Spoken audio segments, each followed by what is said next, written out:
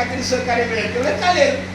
मग तेव्हा म्हणजे 2006च्या नंतर 2007 ला दिंडी वाशिवनं मग महापेवनं नेवाळी गाववरून वांगणीवरून भिवपाडा, भिवपुरीवरून महड आणि महडवरनं खोपोली अशा प्रकारचा मार्ग 4-5 दिवस वाढले.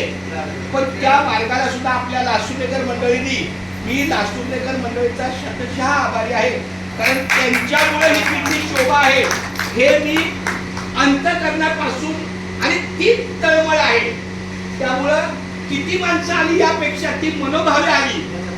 ज्याला पांडुरंगाने बोलवलंय तोच इथे येतो.